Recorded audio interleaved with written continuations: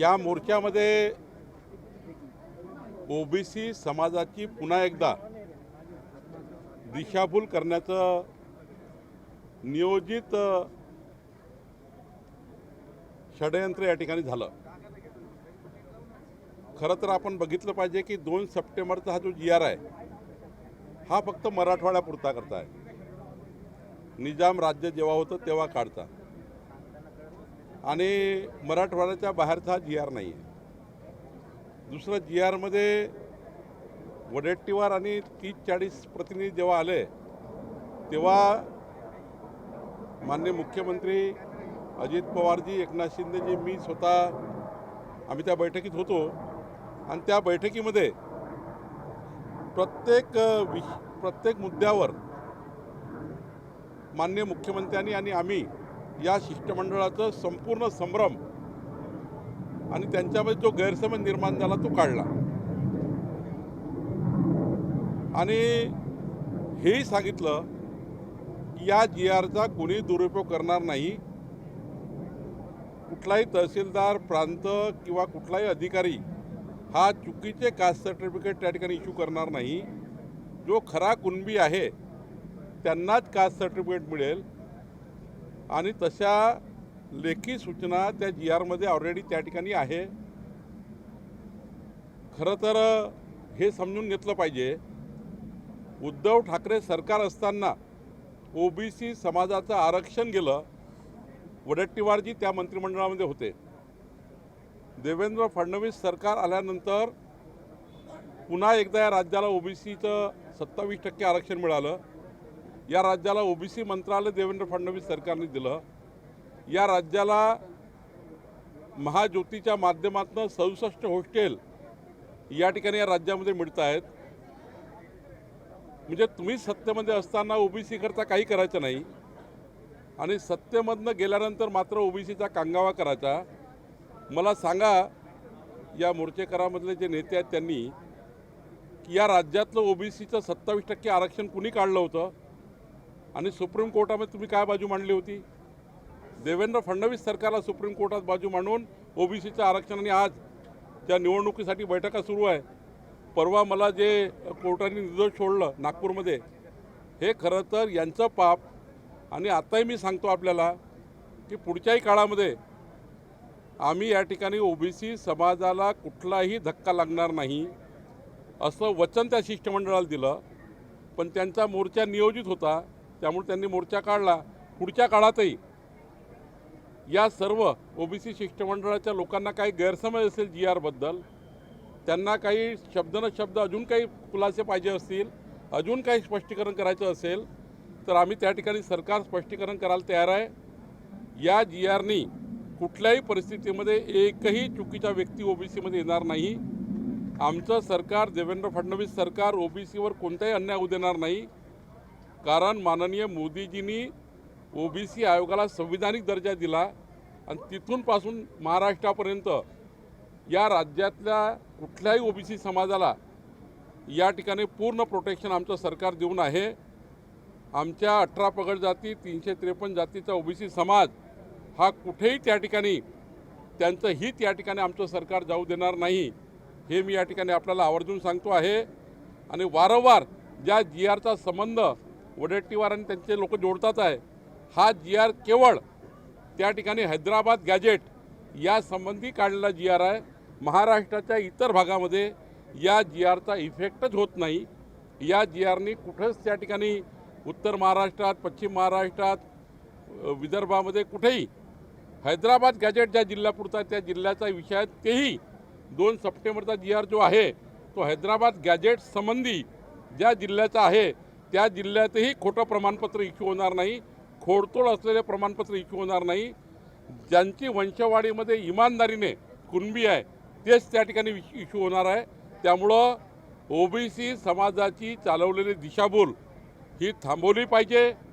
आम्ही सुद्धा ओबीसी समाजाला या ठिकाणी प्रत्येक GRमधला वाक्य न वाक्य, शब्द न शब्द या ठिकाणी मांडणी करून ओबीसी समाजाच्या मनातला संभ्रम दूर करण्याकरता या ठिकाणी आम्ही पुढाकार घेणार आहोत। साहेब याच्यामध्ये तुम्ही असं म्हणत असताना दुसऱ्या बाजूला मंत्रिमंडळातील जे मंत्री आहेत महत्वाचे भुजबळ साहेब यांनी सुद्धा नाराजी व्यक्त केलेली आहे. खोटे प्रमाणपत्र हे वाटले जात आहेत आणि ओबीसी आरक्षणाला धक्का लागलेला आहे असं त्यांनी आज थेट आरोप केलेला आहे. मी वारंवार मागच्या वेळी भुजबळ साहेबांनी बसलो होतो, 3 कॅबिनेट सब कमिटीमध्ये बसलो.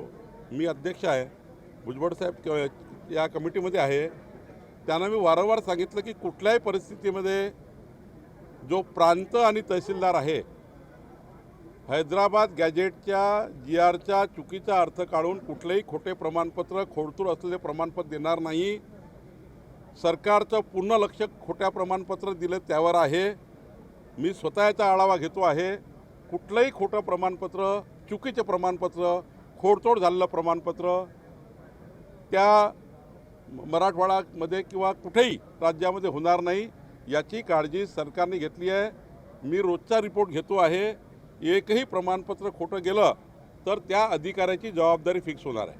तर शेतकरी उद्ध्वस्त होत असताना माणिकराव कोकाटे हे दुबई कतारला गेल्याची बातमी व्हायरल झाली आणि अनेक टीका विरोधकांकडून केली जाते.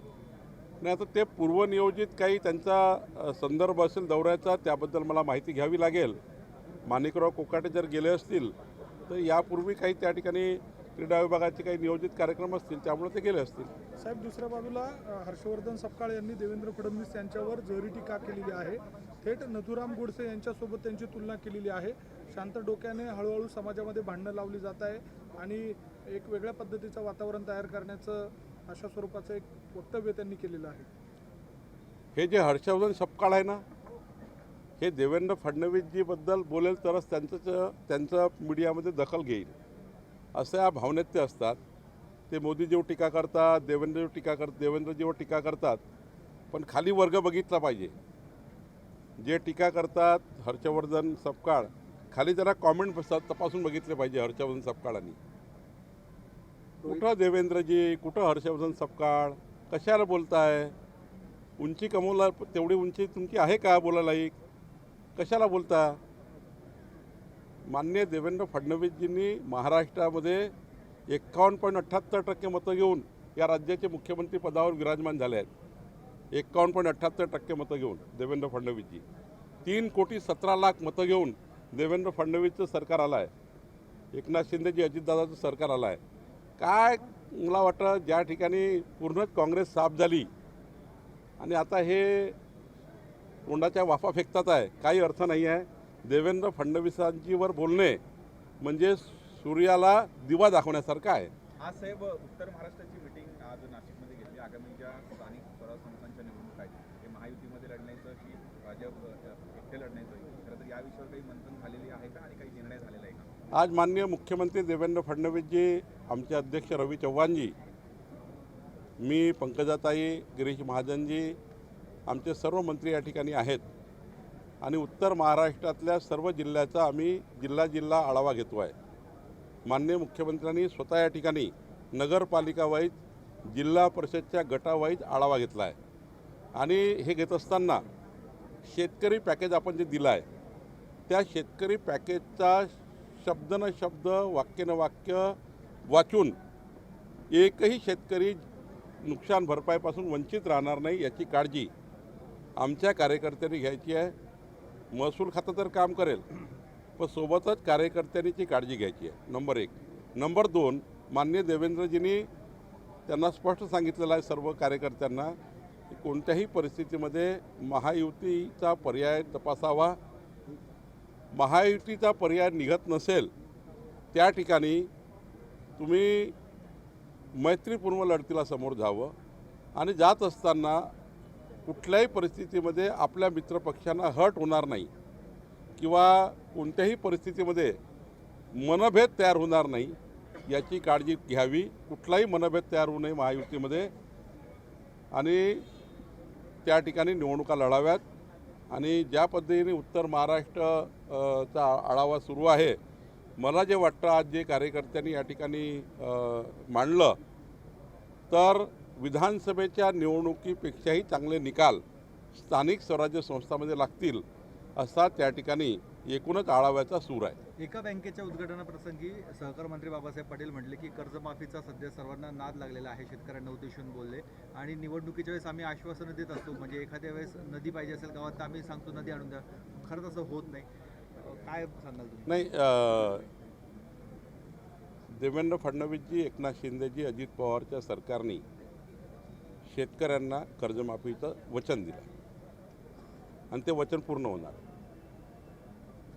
आता हे वचन पूर्ण करताना एकच गोष्ट त्या ठिकाणी आम्ही वारंवार तपासतो. आमची जी समिती तयार केली आहे, जे सर्वेक्षण या ठिकाणी करतो आहे, कोणी फार्म हाऊस बांधलं, कोणी शेतात घर बांधलं, यांची सरसकट कर्जमाफी करणे म्हणजे श्रीमंत शेतकऱ्यांची कर्जमाफी करण्याऐवजी गरीब शेतकरी ज्याला 50-50 वर्ष शेतीमध्ये राबला पण त्याचा कर्जाचा बोजा वाढतो आहे, अशा पात्र शेतकऱ्याची कर्जमाफी करण्याची शासनाची भूमिका आहे.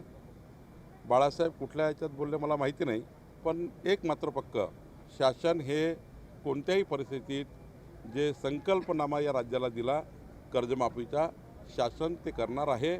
माननीय मुख्यमंत्री देवेंद्र फडणवीसजी, एकनाथजी आणि अजितदादा हे जेव्हा पुढच्या काळात, कारण शेवटी पहिल्याच वर्षी सारं होत नसतं, निवडणुकीमध्ये आम्ही दिलेलं वचन हे पूर्ण त्या ठिकाणी आमच्या कार्यकाळात पूर्ण करायचं असतं. आणि त्यामुळे आज शेतकऱ्याला कर्जमाफी दिली, 2029ला जरी दिली, शेवटी कर्ज माफ होणारच आहे, कर्जाचा बोजा वाढला तरी. त्यामुळे मला असं वाटतं थोडं याच्यामध्ये बाळासाहेब का बोलले मला माहिती नाही, पण आमचं सरकार शेतकऱ्याची कर्जमाफी करेल या भूमिकेत आहे. राधाकृष्ण विखे पाटील जे चौकशीचे आदेश नाशिकच्या न्यायालयाने दिलेले आहेत मुंबई नाका पोलिसांना, एकूणच ते माणिकराव कोकाटे यांचा जो व्हिडिओ त्यांनी व्हायरल केला होता रमी खेळण्याचा, त्या बाबतीमध्ये चौकशी करायचं सांगितलं. नाही, ठीक आहे ना, त्या व्हिडिओमध्ये किती तथ्य आहे किंवा रोहित पवार काय बोलले त्यावर माणिकराव कोकाटेंनी उत्तर दिलं. आता पोलीस तपासतात आहे, न्यायालय तपासेल आणि त्यातून मग जे कोर्टाला निर्णय घ्यायचे असतील ते निर्णय घेतील. विखे पाटील म्हणजे गोगलगाय पोटात पाय असं लक्ष्मण हाके म्हणलेले आहेत. त्यांनी काल जरांगेंची भेट घेतली, त्यावर बोलले. आणि आजपर्यंत ओबीसी समाजाने त्यांना मतदान केलं, इथून पुढे ओबीसी समाज मतदान करणार आहे असं म्हणता येते. नाही, असं आहे, मतदानाचा काय संबंध आहे? कुठल्याही व्यक्तीने कुणाच्या हाती कुणाचे मतं नसतात. शेवटी मतदान करणारा व्यक्ती जो असतो हा जात, धर्म, पंथ या बाजूचा विचार करून, बाजूचा विचार सोडून डेव्हलपमेंटला मतदान करतो. महाराष्ट्रामध्ये देवेंद्र फडणवीसजींनी 2029चा महाराष्ट्र, 2034चा महाराष्ट्र, 2047चा महाराष्ट्र याचं विजन तयार केलं आहे. मला विश्वास आहे की महाराष्ट्राची जनता ही महायुतीला मतदान करेल. कुठल्याही निवडणुकीमध्ये कोणता मतदार हा त्या ठिकाणी आपला आहे असं त्या ठिकाणी थोडं तयार करून आतापासून मतदानात याला हरवू त्याला हरवू, निवडणुकीला वेळ आहे, निवडणूक समोर आहे स्थानिक स्वराज्य संस्थेची.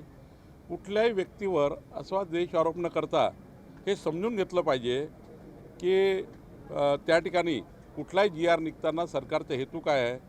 सरकारचा हेतू स्पष्ट होता की कुणबी सुटलेला व्यक्ती जो आहे तो ओबीसी आरक्षण म्हणून वंचित राहू नये याकरता केलेला या ठिकाणी हैदराबाद इनाम जो भाग होता, हैदराबाद त्या ठिकाणी गॅजेटचा, त्या भागाकरता घेतला निर्णय आहे. त्यामुळे पूर्ण महाराष्ट्रात आकांड तांडव करून पूर्ण महाराष्ट्रामध्ये असं काही झालं आहे की पूर्ण महाराष्ट्र ओबीसी समाज आणि या ठिकाणी त्यांचा अन्याय होतो आहे. आम्ही बसलो आहे ना. देवेंद्र फडणवीसजी हे खऱ्या अर्थाने ओबीसीच्या संपूर्ण रक्षणाकरता एक अत्यंत प्रभावीपणे काम करणारा कार्यकर्ता राज्याच्या मुख्यमंत्री पदावर आहे. मी स्वतः कॅबिनेट सब कमिटीचा अध्यक्ष आहे. त्यामुळं कुठल्याही ओबीसीच्या कार्यकर्त्याला, समाजाला कुठल्याही पद्धतीने अन्याय होणार नाही याचं संरक्षण करते आमचं सरकार आहे. अजितदादा, एकनाथ शिंदेजी त्या ठिकाणी बसलेले आहेत. त्यामुळं ओबीसीच्या मनातला संभ्रम दूर करावा. संभ्रम तयार करणाऱ्या लोकांनी त्या GRचा अर्थ चुकीचा लावून जनतेला भडकू नये, ओबीसी समाजाला भडकू नये, हे या ठिकाणी वारंवार सांगतो आहे. राजकीय पक्षातील गुन्हेगारी मदत जाहीर संपूर्ण केली होती आता, अजून ती मदत लोकांना मिळत नाही. एकूणच कधीपर्यंत ती मदत मिळेल काय? परवाच GR झाला, परवाच त्या ठिकाणी तालुके जाहीर झाले. आता एवढा मोठी मदत वाटप करायची आहे, महसूल खात्याला आणि कृषी खात्याला वाटप करायची आहे. ॲग्री स्टॅकवर त्या ठिकाणी आम्ही त्या ठिकाणी वाटप करतो आहे. कुठल्याही गलत चुकीच्या व्यक्तीला मदत जाऊ नये आणि एकही व्यक्ती सुटू नये याची काळजी घ्यायची आहे. आता काही जिल्ह्यातले काही तालुके सुटले, जसं अमरावतीमधले 8 तालुके सुटले, यवतमाळमध्ये 3 तालुके सुटले, नांदेडमधला काही भाग सुटला. असा जो भाग आहे त्याचाही त्या ठिकाणी रिपोर्ट मागितलेला आहे. एका दिवशी निर्णय होत नाही. आम्ही या ठिकाणी जे पॅकेज दिलं आहे, मी तुम्हाला एवढंच सांगेल, महाराष्ट्राच्या इतिहासामधलं सर्वात चांगलं पूरहानीचं पॅकेज हे होतं, हे आहे. आणि त्यामुळं थोडा वेळ लागेल, शेवटपर्यंत पैसा जायला थोडा वेळ लागतो, पण दीपावलीपूर्वी मॅक्झिमम लोकांना, आणि काही त्या ठिकाणी KYC नसेल, काही ठिकाणी ॲग्री अकाउंट नसेल, काही ऑनलाईन पद्धतीमध्ये प्रॉब्लेम आला असेल, प्रत्येक शेतकऱ्याला आमचाही कार्यकर्ता मदत करणार आहे, महायुतीचाही कार्यकर्ता मदत करणार आहे, मोठ्या प्रमाणावर जनतेकडनं मदत येत आहे दुष्काळग्रस्त निधीमध्ये. त्यामुळे या राज्यामधला कुठलाही शेतकरी वंचित राहू नये हे महसूल खातं बघणार आहे. आमचे जिल्हाधिकारी, प्रांत तहसीलदार या सर्वांचा रोज मी त्या ठिकाणी आढावा घेतो आहे, आणि मी तुम्हाला आश्वस्त करतो, या राज्यातला एकही शेतकरी मदतीपासून वंचित राहणार नाही. कायद्याचा बालेकिल्ला अशी मोहीम नाशिक पोलिसांनी सुरू केली आहे. राजकीय पक्षांमधली गुन्हेगारी ते पूर्णपणे नष्ट करतात. अनेकांना अटक या ठिकाणी झाली, सर्वच पक्षांत. हे चांगलं आहे ना. त्याच्यात भाजपचे जास्त आहेत. काय त्याच्यात भाजपचे जास्त आहेत गुन्हेगार नाही, गुन्हेगार जरी कलमा दाखल झाला पोलिसाकडनं, शेवटी कोर्टाची शिक्षा उद्या लागतं. कुणालाही गुन्हेगार ठरवताना गुन्हा दाखल होतो. कधी कधी परवा माझा गुन्हा दाखल झाला होता, म्हणजे मागच्या उद्धव ठाकरे सरकारमध्ये असा गुन्हा दाखल झाला की जसा आम्ही टाका टाकला, ते मग कोर्टाने परवा आम्हाला सोडलं. OBCच्या आरक्षणाकरता आम्ही कोर्टात जेलमध्ये गेलो. काही काही राजकीय गुन्हे असतात, काही ठिकाणी थोडे गंभीर गुन्हे असतात. शेवटी कोर्ट ऑर्डर आल्याशिवाय कुणालाही त्या ठिकाणी पक्का गुन्हेगार, हां ठीक आहे गुन्हा घडला आहे, त्याला शिक्षा झाली पाहिजे. त्याकरता सरकारने ज्या पद्धतीनं लवकरात लवकर त्या ठिकाणी चार्जशीट करून त्या गुन्हेगाराला जेरबंद केलं पाहिजे. आणि चांगली मोहीम आहे, समाजामधला एक चांगला संदेश जाईल की गुन्हेगाराला वचक आणण्याकरता गृह खातं काम करत आहे. साहेब, पण या सगळ्या पार्श्वभूमीवर जर बघितलं तर एक ओरड अशी सुरू झाली की राजकीय पक्ष जे आहेत त्यांच्यामध्ये जर गुन्हेगारी पार्श्वभूमीचे लोक असतील किंवा त्यांच्या कुटुंबाला उमेदवारी देऊ नये अशा स्वरूपाचा एक सूर दिसतोय. असा आहे की हा सूर असलाही पाहिजे समाजाचा, नसायला काही अडचण नाही. पण त्या ठिकाणी चुकीच्या पद्धतीने एखाद्या वेळी चांगला व्यक्ती आहे, काही गुन्हा दाखल झाला असेल तर त्याच्या आधारावर आपण ते हे करतो, ॲफिडेविटमध्ये आणतो, आणि आपण त्या ठिकाणी ॲफिडेविट जाहीर करतो की, आणि ते पब्लिकली जाहीर करतो की माझ्या किती गुन्हे माझ्यावर आहे, आणि त्यांना पाहून लोक मतदान करतात. शेवटी मतदानसुद्धा तुमची संपत्ती आणि तुमचा गुन्हे किती दाखल आहे याच्या आधारावर तुम्हाला पब्लिश करावं लागतं जनतेमध्ये, माझी पार्श्वभूमी काय आहे, आणि मग पार्श्वभूमी पाहूनच त्या ठिकाणी जनता मतदान करतं. आणि त्यामुळे मला वाटतं हे ओपन आहे, आणि ओपनमध्ये माणसाला कळतं की याची पार्श्वभूमी जर चुकीची आहे तर लोक नाही मतदान करणार. हा जर ते समाजामध्ये चुकीचा व्यक्ती दिला आहे तर नाही मतदान करणार. पण आम्ही बघतो की त्या ठिकाणी पूर्ण पार्श्वभूमी त्या ठिकाणी जाहीर करतो. साहेब, पहिला गुन्हा आहे घायवळ नावाचा, त्याला बंदुकीचा परवाना हा पुणे आयुक्तांनी दिलेला नव्हता असं अजितदादा म्हणतात. मात्र कोणी दिला असेल तरी त्याच्यावर कारवाई होईल, कुठल्याही पक्षाचा गटाचा असला तरी. मी तुम्हाला आवर्जून सांगतो, उद्धव ठाकरे सरकारच्या काळात उद्धव ठाकरे मुख्यमंत्री असताना घायवट यांच्यावर कोणताही गुन्हा दाखल नाही असं सर्टिफिकेट तपासून बघा. हा उद्धव ठाकरे सरकारच्या काळात केलेला संपूर्ण कार्यक्रम आहे. आणि त्यामुळं जरा एकदा तुम्ही ते डेट चेक करा, म्हणजे घायवटवर कुठला गुन्हा नाही, त्याला शस्त्र परवाना देऊ शकता वगैरे वगैरे जे काही असेल ते जरा एकदा समोर येईलच आपल्या, आणि समोर सर्व पुरावे येतीलच. त्यामुळं थोडा काही वेळ थांबा. अहिल्यानगरमध्ये काल MIMची सभा झालेली आहे, त्यामध्ये भाजपवर आरोप करण्यात आले की महाराष्ट्र शांत करण्याचं काम भाजप करते. त्यासोबतच नितेश राणे असतील, गोपीचंद पडळकर असतील यांच्यावरही जोरदार टीकास्त्र हे करण्यात आलेलं आहे. आपल्याला काय MIM आमची तारीफ करेल अशी अपेक्षा आहे? MIM आमच्या विरोधात बोलणार आहे, त्यामुळे त्यांना बोलू दे. जहरी टीका केली काल. जहरी टीका करणं त्याच्याशिवाय त्यांची पार्टी चालत नाही. MIM आमच्यावर जहरी टीका करणार नाही, त्यांची पार्टी चालन कसेल, त्याचं दुकान कसं चालणार आहे? त्यामुळे आपलं दुकान चालण्याकरता भारतीय जनता पार्टीला तीव्र बोलणे. साहेब, तुम्ही पाठीमागे नाशिकच्या एका नायतळे गावच्या प्रकरणाची दखल घेतली होती, आपल्या विभागाच्या माध्यमातून चौकशी झाली होती, कारवाई करण्याच्या संदर्भामध्ये अहवाल देखील आपल्याकडे आलेला आहे. पुढे काय या सगळ्या संदर्भामध्ये कारवाई केली जाईल? गाड्यात जमीन हडपली गेलेली होती. मी पूर्ण त्याचा तपास केलेला आहे आणि त्यावर लवकरच चांगली कारवाई होते. थँक्यू.